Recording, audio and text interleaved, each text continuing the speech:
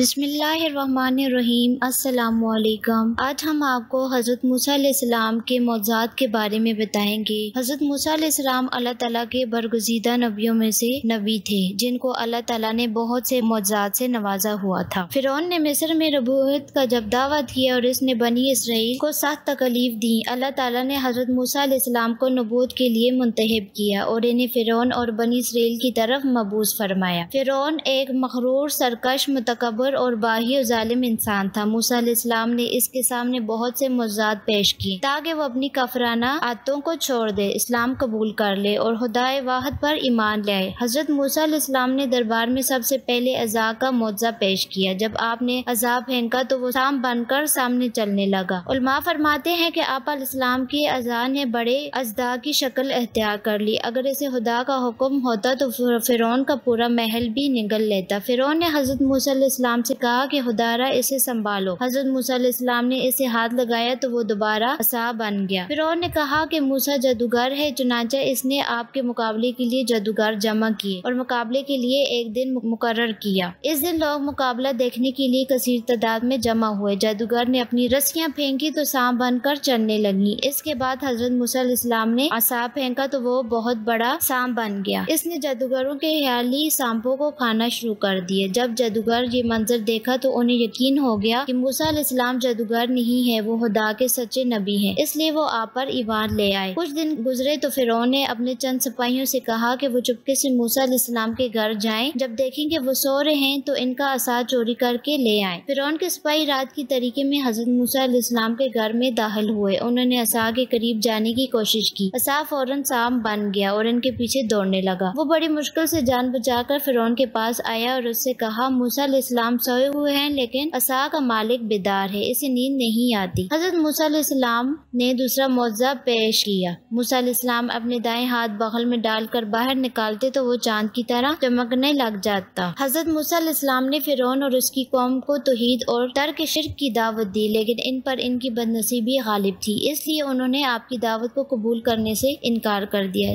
जब मूसा अलैहिस्सलाम इनकी हदायत से मायूस हुए तो आपने फिरौन से ही मुतालबा किया कि वो बनी इसराइल की गुलामी खत्म करके इन्हें मिस्र से जाने की इजाजत दे दी, लेकिन फिरौन ने आपका यह मुतालबा भी तस्लीम करने से इनकार कर दिया। बनी इसराइल की आज़ादी में फिरौन के वजीर हमान भी रुकावट डाल रहे थे और कहा कि इनकी आज़ादी फिरौन और उसके खानदान के लिए नुकसानदेह साबित होगी, लिहाजा इन्हें आज़ाद नहीं करना चाहिए। हज़रत मूसा अलैहिस्सलाम ने तीसरा मौज़ा सैलाब का पेश किया। हज़रत मूसा अलैहिस्सलाम ने दरिया नील में अपना सार रखा तो दरिया में इतना बड़ा सैलाब आया जिससे मिस्र की तमाम ज़राअत तबाह और बर्बाद होगी और कौम फिरौन और उसके सरदारों के मकानात जमीन निबोस हो गई। सैलाब की अजीब बात ये थी कि बनी इसराइल की कुछ आबादी को कोई नुकसान न पहुंचा। जब फिरौन ने सैलाब की तबाहकारियां देखी तो इसने हज़रत मूसा अलैहिस्सलाम के पास पैगाम भेजा कि आप सैलाब की रोकथाम करें। जब सैलाब थम जाए तो दरिया मामूल के मुताबिक बहने लगा तो मैं बनी इसराइल को आजाद कर दूंगा, फिर वो जाने और आप जाने। हज़रत मूसा अलैहिस्सलाम दरिया नील पर आए और आपने असार मारा तो तमाम सैलाब खत्म हो गया और दरियाए नदियां मामूल के मुताबिक बहने लगी। सैलाब की तबाही कारियां कम हो गई और हालात मामूल पर आ गए तो फिरौन ने फिर भी अपना वादे खिलाफ किया और बनी इसराइल को आजाद करने से इनकार कर दिया। हज़रत मूसा अलैहिस्सलाम ने इसके बाद चौथा मौज़ा इस्तेमाल किया। आपने अल्लाह से दुआ मांगी। खुदा ने टिड्डियों को वहां भेजा जिसने इनके लहलाते हुए खेत चट कर दिए और इनकी दरख्तों के पत्ते खत्म कर दिए, लेकिन इस बार भी बनी इसराइल को कोई नुकसान न पहुंचा। जब फिरौन ने अपनी आजिज़ी महसूस की तो इसने फिर हज़रत मूसा अलैहिस्सलाम से मदद की दरख्वास्त की और उनसे कहा कि अगर आपने हमें टिड्डियों से निजात दिलाई तो हम बनी इसराइल को आज़ाद कर देंगे। हज़रत मूसा अलैहिस्सलाम ने खुदा से अजाब हटाने की दरख्वास्त की तो अल्लाह ताला ने टिड्डियों का अजाब दूर कर दिया। कुछ अरसे बाद जब हालात मामूल पर आए तो हज़रत मूसा अलैहिस्सलाम ने फिरौन को इसका वादा याद कराया, लेकिन इसने वादा पूरा करने से इनकार कर दिया और बनी इसराइल पर सख्तियां जारी रखी। इसके बाद हज़रत मूसा अलैहिस्सलाम ने अपना पांचवा मौज़ा इस्तेमाल किया। आपने अल्लाह से दुआ मांगी कि वो कौम फिरौन फिर अजाब नाजिल कर दे। अल्लाह ताला ने फिरौन पर चूंटियों का अजाब नाजिल किया। फिरौन और उसकी कौम के सरदारों के कपड़ों में चूंटियां घुस गई और उन्होंने इनको काटना शुरू कर दिया, जिससे इनके दिन रात को सुकून हारत हो गया और इनके अजसाम चीज़क ज़्यादा अफराद की तरह हो गए। इन्हें न दिन को सुकून मिलता था और न रात को आराम नसीब होता था। चूंटियों ने इन्हें काटने पर बस न की बल्कि इनकी रोटी पानी में भी शामिल हो जाती थी, जिसकी वजह से इनके लिए पानी पीना और रोटी खाना दुश्वार हो गया। आले फ़िरौन की ताकत जवाब देगी। आखिरकार फ़िरौन को मजबूर होकर हज़रत मूसा अलैहिस्सलाम के पास पैगाम भेजना पड़ा कि आप हमें चींटियों के अज़ाब से छुटकारा दिला, हम बनी इसराइल को आज़ाद कर देंगे। हज़रत मूसा अलैहिस्सलाम को इनकी हालत पर रहम आ गया। आपने अल्लाह ताला से दुआ की वो इनसे ये अज़ाब हटा लें। अल्लाह ताला ने आपकी दुआ कबूल और इनसे चींटियों का अज़ाब दूर कर दिया। लेकिन इस बार भी फ़िरौन ने हस्ब मामूल वादा खिलाफी की और बनी इसराइल को रहा करने से इनकार कर दिया। कुछ बरस बाद हज़रत मूसा अलैहिस्सलाम ने ये महसूस किया कि फ़िरौन और इसके दरबारी गुमराही में डूबे हुए हैं और खुदा की दी हुई मोहलत से नाजायज फायदा उठा रहे हैं। आपने चाहा कि इन्हें गफलत से बेदार किया जाए, चुनांचा आपने अल्लाह की बरगाह में बदुआ की, खुदा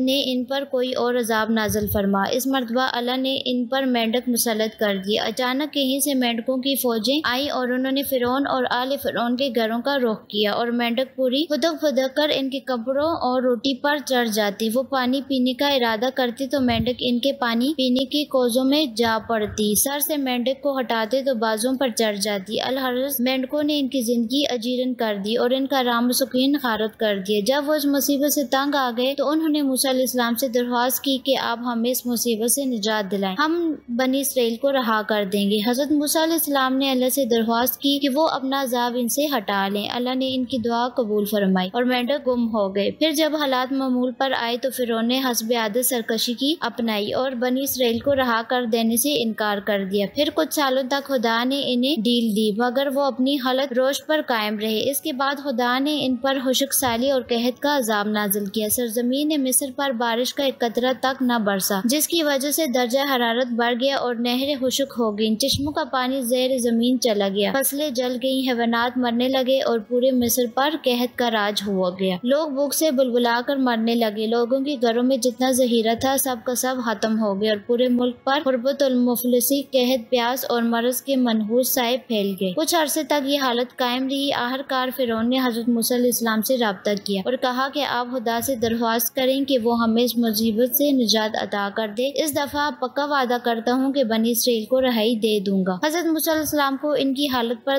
तरस आया। आपने अल्लाह से खुशहाली दूर करने की दुआ मांगी, जिसके बाद बादल बरसने लगे, दरियाओं में पानी आ गया, खुश्क झीलें दोबारा बढ़ गईं और मवेशियों को हयात नौ मिली और एक बार फिर मिस्र खुशी से चहचहाने लगा। कई बरस तक ये खुशहाली कायम रही लेकिन फ़िरौन ने अपना वादा फिर भी पूरा ना किया। इसके बाद अल्लाह ने इन पर यालाबारी का अजाब नाजिल किया। मोटे मोटे और सुर्ख रंग के ओले गिरे जिससे अहले शिर्क के खेत और फलियां तबाह बर्बाद होगी। इनके मवेशियों को शदीद नुकसान पहुंचा। इसके बाद फ़िरौन ने फिर हज़रत मूसा अलैहिस्सलाम से कहा कि आप अजाब दूर कर दें तो मैं बनी इसराइल को रिहाई दे दूंगा। हज़रत मूसा अलैहिस्सलाम ने फिर दुआ मांगी तो इनसे अजाब टल गया, लेकिन फ़िरौन फिर भी वादा पूरा न किया। हज़रत मूसा अलैहिस्सलाम के ऐलान नबूवत को 40 बरस का अरसा गुजर गया। आप फ़िरौन आले फ़िरौन की हिदायत से मायूस हो गए। आपने अल्लाह से दरख्वास्त की और कहा, खुदाया फ़िरौन और इसकी कौम दौलत की वजह से सरकश बन चुकी है और इस दौलत की वजह से वो बनी इसराइल को अपना गुलाम बनाए हुए है और इन्हें जलील कर रहे हैं। खुदाया इनकी दौलत को बेकीमत बना दे और इसे बेकदर कर दे। अल्लाह ताला ने हज़रत मूसा अलैहिस्सलाम की बदुआ कबूल किया और इनके सोने चांदी की तमाम दौलत को पत्थरों में तब्दील कर दिया और मूसा अलैहिस्सलाम से फरमाया कि तुम बनी इसराइल को साथ लो और रात के वक्त ये मुल्क छोड़ दो। मुकर्ररा शब बनी इसराइल के घरों से निकले और दरियाए नील के किनारे पर जमा हुए। इतने में फ़िरौन को पता चल गया कि बनी इसराइल अपनी बस्तियां खाली करके यहाँ से जा चुके हैं। इसने बनी इसराइल को पकड़ने के लिए अपने भारी भरकम लश्कर तैयार किया और मातरीफ बयान करते हैं कि इसके लश्कर के सिपाहियों की तादाद 16 लाख अफराद पर मुश्तमिल थी। लश्कर के आगे आगे वो चला और बाकी तमाम लश्कर इसके पीछे चल पड़ा। जब बनी इसराइल ने लश्कर फ़िरौन को अपनी जानब बढ़ते हुए देखा तो वो इंतहाई परेशान हो गए और रो रो कर मूसा अलैहिस्सलाम से कहने लगे कि आपकी वजह से हम सब बर्बाद हुए हैं। आपके पैदा होने से पहले भी हमने मसाइब बर्दाश्त किए और आपकी वजह से हमने बाद में भी मसाइब झेले। आप सामने दरिया है और पीछे फ़िरौन का लश्कर है। अगर आगे बढ़े तो डूब जाएंगे, पीछे हटे तो फ़िरौन का लश्कर हमें कुचल कर रख देगा। हज़रत मूसा अलैहिस्सलाम ने तसल्ली दी और फरमाया, अल्लाह का वादा बरहक है, हम इस पानी से बहिरियत गुजर जाएंगे। हज़रत मूसा अलैहिस्सलाम आगे बढ़े और पानी की सतह पर चलने लगे, लेकिन दूसरे अफराद को पानी पर चलने की जरूरत ना हुई। इधर फ़िरौन का लश्कर भी लम्हा लम्हा करीब हो रहा था। इस वक्त हज़रत मूसा अलैहिस्सलाम ने बरगाए खुदा में अर्ज किया, परवरदिगार, मोहम्मद वाला मोहम्मद का वास्ता देकर तुझसे सवाल करता हूँ कि हमारे लिए समंदर को पहाड़ दे और हमें निजात दे। अल्लाह ताला का फरमान है कि हमने मूसा को वही की कि दरिया पर अपना असा मारो। हज़रत मूसा अलैहिस्सलाम अलैहिस्सलाम झुके और अपने असा पानी पर मारा। पानी फट गया और 12 रास्ते नमूदार हुए जहाँ से बनी इसराइल के 12 कबाइल को गुजरना था, मगर बनी इसराइल भी बड़े जर्दी थे। उन्होंने हजरत मूसा अलैहिस्सलाम से कहा, हम इस गुजरगाह से नहीं गुजरेंगे क्योंकि ये सारे कीचड़ और हमें खतरा है कि कहीं हम कीचड़ में फंस न जाए। हजरत मूसा अलैहिस्सलाम ने फिर दुआ मांगी तो अल्लाह ने कीचड़ को खुश्क कर दिया और यूं बनी इसराइल डरते डरते दरिया पार किया। फिरौन भी लश्कर को लेकर दरिया पर पहुंच गया। इसने भी बनी इसराइल के पीछे पीछे चलना शुरू किया। जब बनी इसराइल का आखिरी फर्द दरिया से निकला और इधर लश्कर फिरौन का आखिरी फर्द दरिया में दाखिल हुआ तो दरिया की थमी हुई मौजें आपस में मिल गईं और फिरौन अपने लश्कर समेत इसमें डूब गया। जब वो लश्कर डूब रहा था तो बढ़ते वक्त इसने तौबा की और कहा, मैं उस खुदा पर ईमान लाता हूँ जिस पर बनी इसराइल ईमान लाए, इसके सिवा कोई मबूद नहीं। जबरील अमीन अलैहिस्सलाम और कीचड़ उठाकर इसके मुंह पर मारी और फरमाया, हलाकत के वक्त ईमान लाता है, खुदा ने तो तुझे 40 बरस तक मोहलत दी थी, लेकिन हर रोज तेरी सरकशी में इजाफा होता जा रहा था और जब कि तूने अपनी आंखों से देख लिया है तो तौबा करने लगा। अब तेरी तौबा बेसूद है। फिरौन का पूरा जिस्म हथियारों से लैस था, इसीलिए वो पानी में डूब गया, लेकिन खुदा ने चाहा कि इसे आने वाली नस्लों के लिए नमूना इबरत बना दे। चुनांचा पानी को हुक्म दिया कि इसने इसका जिस्म उछाल कर साहिल पर डाल दिया। ये फिरौन और इसके खानदान के लिए दुनियावी अजाब था, जबकि इनके लिए कब्र का अजाब नाकाबिल तसव्वुर है। उम्मीद करती हूँ कि आपको आज की वीडियो अच्छी लगी होगी। अगर आपको हमारी वीडियो अच्छी लगी है तो वीडियो को लाइक करें और मजीद इस तरह की वीडियो देखने के लिए हमारा चैनल सब्सक्राइब कर लें। मिलते हैं नेक्स्ट वीडियो में। इजाजत दीजिए। अल्लाह हाफिज।